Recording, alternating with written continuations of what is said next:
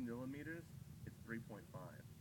But as you zoom it in and you make the barrel longer, it becomes 5.6.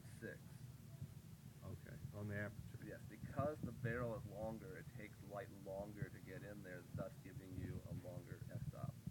So, open, wide open, right? But as we increase the barrel length, lower. So that means that you can't shoot in as low of light as you could with the 18 at your zoomed range. So what you're saying is, if I haven't zoomed all the way out and I'm in a low light setting, like at a wedding, Yeah. I'm not going to be able to take As fast as an image, yeah. And the other part about that is, a lot of those pictures are action pictures.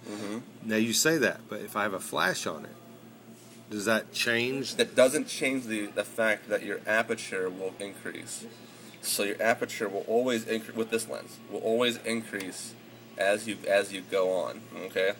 When you have like a fixed lens, like the one we were talking about, that doesn't happen. As you zoom, the distance, the equation of it stays the same. So it's still 2.8, regardless of where you are on the spectrum. What are you talking about? I'm sorry. That other lens we're talking about. Right. That lens has a fixed, it's a 2.8. No matter where you are are on the zoom range. Oh, That's okay. one of the benefits. That means all your images will look similar if you shoot them at whatever f-stop you want to shoot them at. Because instead of being, remember your aperture sets your depth of field. Right. So if I shoot an image like this at 3.5, my depth of field is one thing. If I then go zoom in on something else and take another picture, it's deeper. So your images don't have a uniformity to them. Which is, with the other lens, the Tamron lens we're talking about, because it's got or any fixed 2.8 lens, yeah, that's what you get. So that's obviously one of the benefits. This lens has vibration reduction as well, which helps you with anti-shake. When we're using it on a tripod, since we were talking about that earlier, you want to make sure you turn your anti-shake off. Why? Because your camera does not believe that you're standing still ever. Oh, okay. So it's going to sit there and try to do it, and it'll go, and it won't take the image. So that's why you have it on. Oh, is that why sometimes it hesitates when I'm standing there and I try to take a picture and it won't take it? Yeah, a lot of times. If you are really, really steady, it doesn't believe that you're really, really steady.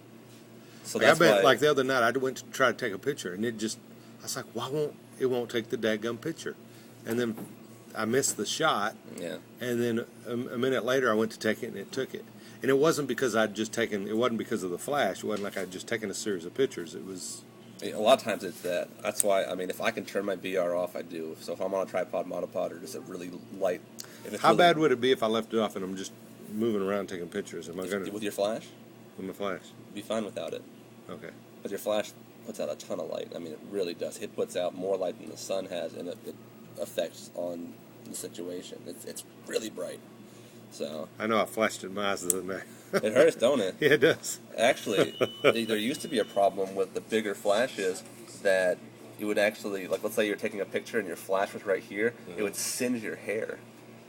Oh my God. They've fixed that now, but it would literally just singe your hair because it was so hot and so bright. Well, I know the flash gets warm. It does. It does. Even you know what that bigger flash they were talking about earlier, the SB900, it actually has an overheating warning because it can get so hot. It's just a bulb. It's like anything else. If you run it up too much and continually boom, boom, boom, boom, boom, it's going to get nice and hot. So it could go boom, boom, pow. Yeah, exactly. Just kidding. Yeah.